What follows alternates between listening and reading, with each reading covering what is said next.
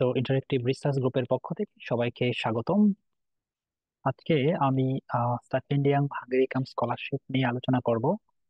তো আমাকে অনেকেই কয়েকটা বিষয় নিয়ে বারবারই কোয়েশ্চেন করছে স্টিপেন্ডিয়াম হাঙ্গেরি কাম স্কলারশিপ নিয়ে। তো আমার মনে হয় যে এই কয়েকটা বিষয় আপনাদের সাথে আমি শেয়ার করলে আপনাদের জন্য পুরো প্রসেসটা বুঝতে সুবিধা হবে। তো আমরা জানি যে অলরেডি স্টিপেন্ডিয়াম হাঙ্গেরি কাম স্কলারশিপের অ্যাপ্লিকেশন শুরু হয়ে গেছে। নভেম্বর থেকে শুরু হয়েছে, মিডিল অফ নভেম্বর, এবং এটা চলবে জানুয়ারির 15 তারিখ পর্যন্ত চলবে। তো আপনারা যারা অলরেডি অ্যাপ্লাই করে দিচ্ছেন তাদের জন্য শুভকামনা, আর যারা ভাবছেন অ্যাপ্লাই করবেন তাদের জন্য আসলে এই ভিডিওটা তৈরি করা। সো এখানে দেখেন আমি আহ, কয়েকটা বিষয় শেয়ার করার আগে আমি কয়েকটা আপনাদেরকে আমার স্ক্রিনটা শেয়ার করছি। তো share my screen. Okay, so দেখেন স্টিপেন্ডিয়াম হাঙ্গেরি কাম স্কলারশিপে অ্যাপ্লাই করার জন্য যে কয়েকটা বিষয় প্রয়োজন, সেই কয়েকটা বিষয় আমি আপনাদের এখানে দেখাবো। সো প্রথমে বলে নিচ্ছি, হ্যাঁ, এই স্কলারশিপে আপনারা যখন অ্যাপ্লাই করবেন, তো অ্যাপ্লাই করার জন্য আপনাকে দুইটা পোর্টালে অ্যাপ্লাই করতে হবে। তো একটা হচ্ছে আপনাকে স্টিপেন্ডিয়াম হাঙ্গেরি কাম স্কলারশিপ যে পোর্টাল আছে এই পোর্টালে অ্যাপ্লাই করতে হবে, এবং সাথে সাথে বাংলাদেশের যে মিনিস্ট্রি অফ এডুকেশন আছে, ওই মিনিস্ট্রি অফ এডুকেশনের যে একটা লিঙ্ক পাবেন, ওয়েবসাইট পাবেন, সেখানে কিন্তু অ্যাপ্লাই করতে হবে। হ্যাঁ, তো আমি ডেসক্রিপশন বক্সে এই দুইটা লিঙ্কে দিয়ে দিব আপনাদের সুবিধার জন্য। তো যারা এই মুহূর্তে ভাবছেন অ্যাপ্লাই করবেন তাদের জন্য আসলে এই ভিডিওটা তৈরি করা। দেখেন, সো আমরা যদি পরবর্তী স্লাইডে যাই, তো আপনি যখন মিনিস্ট্রি অফ এডুকেশনে অ্যাপ্লাই করবেন, আমার মনে হচ্ছে মিনিস্ট্রি অফ এডুকেশনে অ্যাপ্লাই করার আগে প্রথমে আপনাকে স্টাইপেন্ডিয়াম হাঙ্গেরিকাম যে ড্রিম অ্যাপ্লাই সাইটটা আছে ওটাতে অ্যাপ্লাই করতে হবে। কারণ ওটাতে অ্যাপ্লাই করার সঙ্গে সঙ্গে কিন্তু আপনি একটা ইউজার আইডি, আপনার আপনার একটা পাসওয়ার্ড, এক ট্রেকিং নাম্বার জেনারেট হয়ে যাবে। হ্যাঁ, সো আপনারা যখন এইটা ফিল আপ করবেন তখন খুব সতর্কতার সাথে ফিল আপ করবেন যেন কোনো ভুল না হয়। কারণ এখানে ভুল হইলে কিন্তু মানে আমার পরবর্তীতে ইনফরমেশন গুলাকে আপনি চেঞ্জ করা অনেক টাফ। যেমন আপনার পাসপোর্ট নাম্বার, আপনার নাম, হ্যাঁ, এই জায়গাগুলোতে খুব সতর্কতার সাথে আপনি ফিল আপ করে দেন পরবর্তী প্রসেস গুলোতে যাবেন। হ্যাঁ, তো এখানে দেখেন আমি বেসিক্যালি কি কি ডকুমেন্ট রেডি করতে হবে এবং কিভাবে রেডি করতে হবে সেই বিষয়গুলো নিয়ে আজকে আলোচনা করবো। হ্যাঁ, তো ডকুমেন্ট রেডি করার ক্ষেত্রে এই ডকুমেন্ট গুলা মোটামুটি আপনার প্রয়োজন। হ্যাঁ, যারা এখনো ডকুমেন্ট গোছাননি তাদের জন্য বলছি, আপনার যদি সিবি যদি তৈরি করা থাকে, প্লিজ এটাকে ইউরোপাস সিবিতে আপনি হইতেছে ফরম্যাট করে নেবেন। যেহেতু আপনি ইউরোপে অ্যাপ্লাই করতেছেন, ইউরোপে একটা স্কলারশিপের জন্য, তাহলে হচ্ছে এটা ইউরোপাস সিবিতে কিন্তু তৈরি করাটা ভালো। আমি লিঙ্কটা দিয়ে দিব ডিসক্রিপশন বক্সে, আপনারা কিভাবে ইউরোপাস সিবিটা তৈরি করুন, ভেরি ইজি। আপনারা ইউরোপাস সিবিটা তৈরি করতে পারবেন। এখন সিবিতে কয়েকটা বিষয় আছে যে বিষয়গুলো আপনি দিবেন, ইউরোপাস সিবি ফরম্যাটে আপনি গেলে পেয়ে যাবেন। তো আমি সিবি এবং রিকমেন্ডেশন লেটার বা হইতেছে মোটিভেশন লেটার এই বিষয়গুলোকে আমি একটু আলোচনা করতেছি বা আহ, ধীরে ধীরে। তো দেখেন, আপনি সিভি তৈরি করার পরে আপনার কাজ হচ্ছে মোটিভেশন লেটারটা তৈরি করে ফেলা। তো আপনার যেহেতু এখন খুব বেশি হাতে সময় নাই, আমার মনে হয় 2 থেকে 3 দিন সময় নিয়ে আপনি মোটিভেশন লেটারটা তৈরি করেন। এখন দেখেন, আপনি ব্যাচেলারে পড়তে চাচ্ছেন নাকি মাস্টার্স প্রোগ্রামে পড়তে চাচ্ছেন নাকি পিএইচডি প্রোগ্রামে পড়তে চাচ্ছেন হাঙ্গেরিতে, সেটার জন্য কিন্তু আপনার মোটিভেশন লেটারটা ওইরকম করে তৈরি করতে হবে।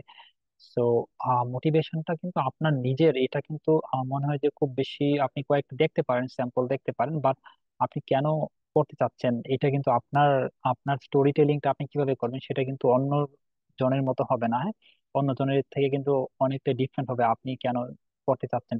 ধরেন যে আপনি মাস্টার্স পড়তে যাচ্ছেন, হ্যাঁ, সো এখানে পড়ার ক্ষেত্রে হইতেছে আপনি প্রোগ্রাম যখন চয়েস করবেন, যখন একটা ইউনিভার্সিটিতে দুইটা প্রোগ্রাম চয়েস করতে পারেন, অথবা একই প্রোগ্রাম দুইটা ইউনিভার্সিটি চয়েস করতে পারেন, অথবা দুইটা প্রোগ্রাম দুইটা ভিন্ন ভিন্ন ইউনিভার্সিটি চয়েস করতে পারেন।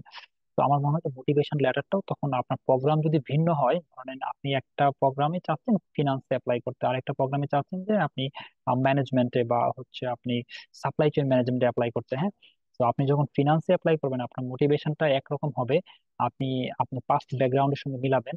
এট দি সেম টাইম আপনি যখন আহ, আপনার যখন হচ্ছে ম্যানেজমেন্টে অ্যাপ্লাই করবেন বা হইতেছে আপনি যখন সাপ্লাই চেইন ম্যানেজমেন্ট অ্যাপ্লাই করবেন, আপনার কিন্তু মোটিভেশন লেটারটা কিন্তু একটু ভিন্ন হবে। সো সব ক্ষেত্রে কিন্তু মানে জেনারিক মোটিভেশন লেটার বা জেনারেল মোটিভেশন লেটার আপনারা তৈরি করবেন না।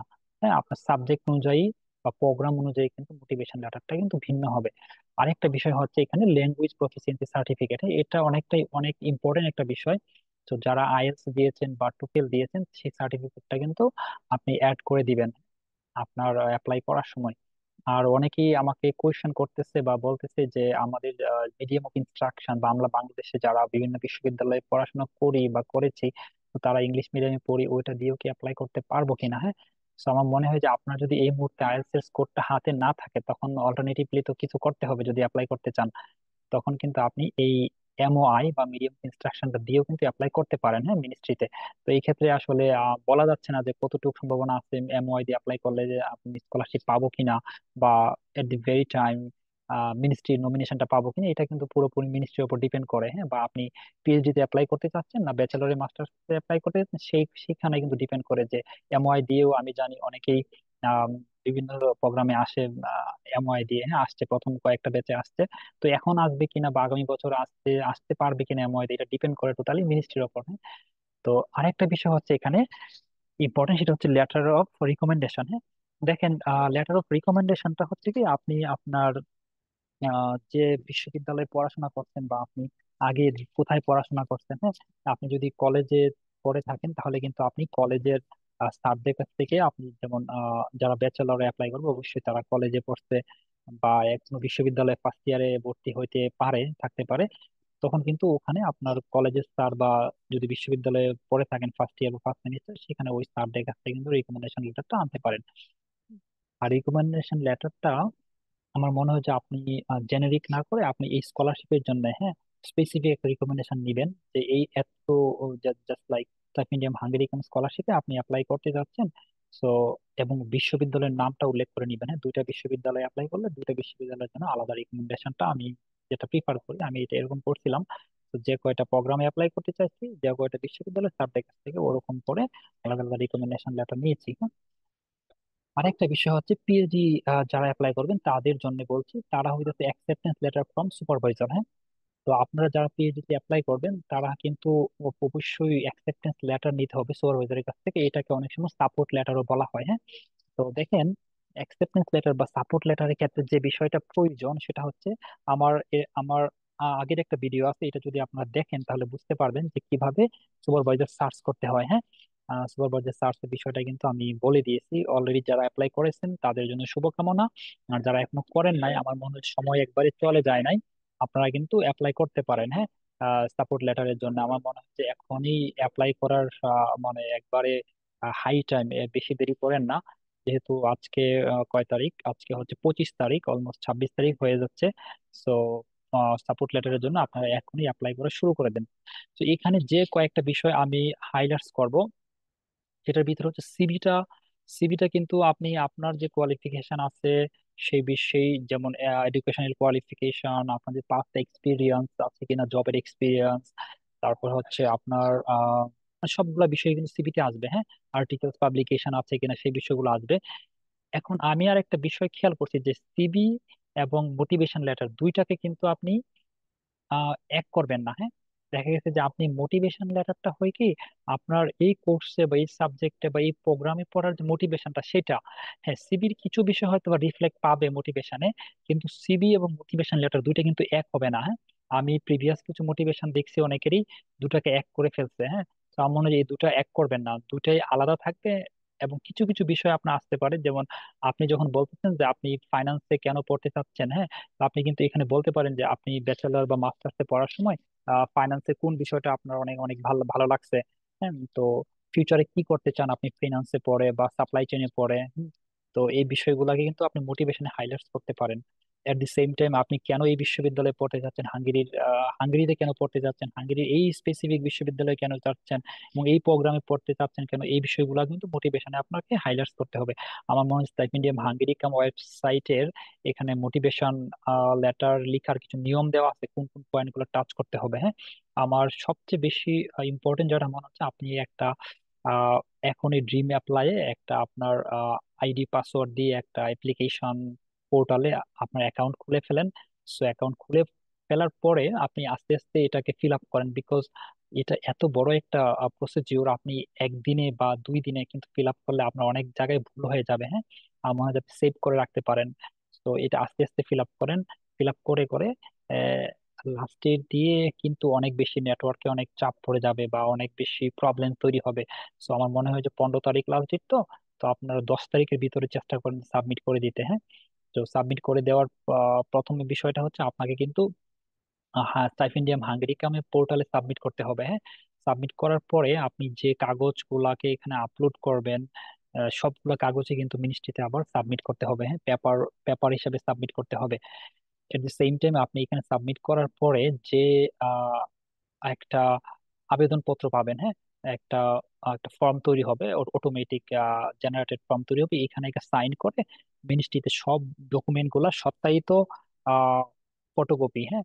আমি সত্যায়িতর ক্ষেত্রে কিন্তু এখানে কিন্তু আহ, প্রথম শ্রেণী কর্মকর্তা দ্বারা বলতে, হ্যাঁ। এখানে আপনারা যারা বিভিন্ন ইউনিভার্সিটিতে পড়তেছেন, আমার মনে হয় যে প্রথম শ্রেণী গেজেটেড বলে নাই। সো ইউনিভার্সিটি টিচাররাও কিন্তু সত্যায়িত করে দিতে পারবে, হ্যাঁ। এটা কিন্তু এটা নিয়ে এত বেশি দৌড়াদৌড়ি করার দরকার নাই। তো আমার যেটা মনে হয় যে আপনারা এখনই কাজগুলো শুরু করে দেন, বিকজ এটা একটা লং প্রসেস, হ্যাঁ। উম, এবং এই প্রসেসটা শেষ হইতে হইতে আপনার কিন্তু অনেক সময় লেগে যাবে। সো 10 তারিখে থেকে 12 তারিখের ভিতরে 10 তারিখের ভিতরে সাবমিট করে দেন আপনি বাকি পেপার গুলাকে প্রিন্ট আউট করে আমার মনে হয় যে 10 তারিখের পরে 11, 12, 13 তারিখের ভিতরে আপনি যদি লাস্টে যান মিনিস্ট্রিতে গিয়ে জমা দিয়ে আসবেন, হ্যাঁ। এই সবচেয়ে ভালো হয় মিনিস্ট্রিতে গিয়ে নিজের মানে বিশ্বস্ত লোক দ্বারা বা আপনি নিজে গিয়ে জমা দিয়ে আসেন, হ্যাঁ। ওখানে মেবি কত নম্বর গেটের কথা বলা আছে, ওই ওই গেটে গিয়ে মিনিস্ট্রি অফ এডুকেশনের শিক্ষা মন্ত্রণালয়ে যাবেন। ওই গেটে গিয়ে ভিতরে ঢুকবেন, ঢোকার পরে তো ওখানে একটা বক্স আছে, আপনি নিজে গিয়ে বক্সে ঢুকিয়ে দিয়ে আসবেন, ঠিক আছে। তো এখানে যে কাজগুলা করতে হবে আপনাকে হয় একসাথে, যেমন স্টাইপেন্ডিয়াম হাঙ্গেরি কামের যে আপনি আবেদনপত্রটা পাবেন এটা জমা দিবেন, এবং সাথে সাথে আমি যেটা দেখাইছিলাম এখানে দেখেন বাংলাদেশের মিনিস্ট্রি অফ এডুকেশনে যে অ্যাকাউন্ট খুলতে হবে, হ্যাঁ। এটা অ্যাকাউন্ট খোলার পরে এখানে আপনি লগ ইন করলে আপনি একটা ফর্ম ফিল আপ করতে হবে, 1 পেজের মতো, 1 পেজ বা 2 পেজের মতো একটা ফর্ম ফিল আপ করতে হবে বিভিন্ন ইনফরমেশন দিয়ে, যেমন আপনি কোন প্রোগ্রামে আবেদন করতে চাচ্ছেন, আপনার ট্রেকিং নাম্বার কি কি এইগুলা দিয়ে, হ্যাঁ। তো এই ফর্মটা যখন আপনি সাবমিট করবেন এই ফর্মটা একটা প্রিন্টেড কপি নেবেন এবং স্টাইপেন্ডিয়াম হাঙ্গেরি কামের একটা প্রিন্টেড কপি নেবেন। এই দুইটা হবে আপনার ফর্ম, দুইটাতে সাইন করবেন। সাইন করার পরে এখানে কয়েক কপি ছবিও দিতে হয়, হ্যাঁ। রিসেন্ট রঙিন ছবি দিবেন এবং হইতেছে সাথে সবগুলা ডকুমেন্টের প্রিন্টেড কপি, হ্যাঁ। প্রিন্টেড কপি বা ফটোকপি যেটাই করেন না কেন সবগুলা মিলে আপনার একটা অনেকগুলা অনেকগুলা কাগজ হবে, হ্যাঁ। তো মানে এই সবগুলা ডকুমেন্ট একটা হইতেছে কি বলে A4 সাইজের খাম বা বাজারে গিয়ে দেখবেন ওরকম খাম পাবেন, হ্যাঁ। তো আপনার কাগজগুলো নিয়ে যাবেন, ওখানে যখন যাবেন ঢুকিয়ে দেখবেন যে এই খামের ভিতরে ঢুকতেছে কিনা, হ্যাঁ। তো খুব বড় খাম নিয়েন না, ওই খামের ভিতরে ঢুকিয়ে তারপর আটা দিয়ে লাগিয়ে উপরে হইতে সুন্দর করে আপনি টু ফর্ম লিখবেন। খামের উপরে এটা কম্পিউটার দিয়ে টাইপ করে লিখে দিতে পারেন। উপরে হইতেছে সবার উপরে যে বিষয়টা স্টাইপেন্ডিয়াম হাঙ্গেরিকান স্কলারশিপ, আপনি এটা কিন্তু লিখতে হবে সুন্দর করে, হ্যাঁ। 25, 26, তো এই বিষয়গুলো লিখে দেন আপনি কিন্তু এটা কাগজগুলো মিনিস্ট্রিতে দিয়ে আসবেন। সো আমি আবারও বলতেছি আপনাকে 2 জায়গায় অ্যাপ্লাই করতে হবে। একটা হচ্ছে প্রথমে অ্যাপ্লাই করতে হবে কোথায়, স্টাইপেন্ডিয়াম হাঙ্গেরিকামে ড্রিম অ্যাপ্লাই অ্যাপ্লাই করতে হবে, সাথে সাথে মিনিস্ট্রি অফ এডুকেশনের যে ওয়েবসাইটটা আছে আমি এটা দিয়ে দিচ্ছি ইয়েতে ডেসক্রিপশন বক্সে। 2 জায়গায় অ্যাপ্লাই করে দেন সব কাগজগুলো একসাথে করে মিনিস্ট্রি থেকে ইন পার্সন গিয়ে দিয়ে আসতে হবে। এই হচ্ছে টোটাল প্রসিডিউর, ঠিক আছে। আর যারা পিএইচডি তে অ্যাপ্লাই করতে চাচ্ছেন তাদের জন্য হচ্ছে হাঙ্গেরিতে কোনো বিশ্ববিদ্যালয়ে অ্যাপ্লাই করতে চাচ্ছেন সেই বিশ্ববিদ্যালয়ের সুপারভাইজার থেকে একটা সাপোর্ট লেটার অবশ্যই নিতে হবে, না হলে কিন্তু আপনার আবেদনপত্রটা কিন্তু পরবর্তী স্টেপে যাবে না, হ্যাঁ। আর হচ্ছে সাথে সাথে কিন্তু আপনার রিসার্চ প্রপোজাল গুলা কিন্তু দিয়ে অ্যাপ্লাই করতে হবে সুপারভাইজারকে যখন অ্যাপ্লাই করবেন। এখন দেখেন এই হচ্ছে মোটামুটি ডকুমেন্ট, এখানে সিভির কথা বলা আছে, লেটার অফ মোটিভেশনের কথা বলা আছে, language proficiency recommendation letter, acceptance letter. সাথে সাথে যেটা আছে পিএইচডি যারা অ্যাপ্লাই করছেন তাদের জন্য হচ্ছে আমাদের আসবে হচ্ছে আপনার রিসার্চ প্রপোজালটা আসবে, হ্যাঁ। আরেকটা বিষয় এখানে আমার অ্যাড করা হয়নি সেটা হচ্ছে পুলিশ ক্লিয়ারেন্স সার্টিফিকেট, হ্যাঁ। সো আপনারা যারা ইতিমধ্যে পুলিশ ক্লিয়ারেন্স সার্টিফিকেটের জন্য অ্যাপ্লাই করছেন তারা অবশ্যই হয়তো বা পেয়ে গেছেন, আর যারা অ্যাপ্লাই করেন নাই প্লিজ অ্যাপ্লাই করে দেন। যদি সার্টিফিকেট নাও পান তাহলে অ্যাপ্লাই করার পরে আপনি একটা মানে ডকুমেন্ট শো করতে পারবেন অলরেডি যে অ্যাপ্লাই, এটা প্রিন্টেড কপি দিলেও কিন্তু হবে, হ্যাঁ। কারণ পুলিশ ক্লিয়ারেন্স 10 থেকে 15 দিন লেগে যায়, অনেক সময় অনেক বেশি সময় লেগে যায়। আর যাদের মনে করেন যে একটু প্রবলেম আছে যে এখনো অ্যাপ্লাই করতে পারছেন না, প্লিজ অ্যাপ্লাই করে অ্যাপ্লিকেশনের একটা ডকুমেন্ট দিয়ে দেন যে আপনি যে অ্যাপ্লাই করছেন, তাহলে মিনিস্ট্রি কিন্তু বুঝতে পারবে যে আপনি অ্যাপ্লাই করছেন, আপনার সার্টিফিকেটটা এখনো আসে নাই বা অন দি ওয়ে। হ্যাঁ, আরেকটা বিষয় সেখানে আমার উল্লেখ করা হয় না, সেটা হচ্ছে মেডিকেল সার্টিফিকেটটা। সো আপনারা এখন যারা মেডিকেল টেস্ট করেন নাই, প্লিজ জানুয়ারির ফার্স্ট উইকের ভিতরে মেডিকেল টেস্ট গুলা করে, কারণ হচ্ছে মেডিকেল টেস্টটা অনেক সময় ওরা বলে যে পরে দিলেও হয়, আমার মনে হয় যে পরে দেওয়ার দরকার নাই, যেহেতু আপনি এখনই করে ফেলতে পারেন, এটার ঝামেলা আসলে খুব খুব বেশি না।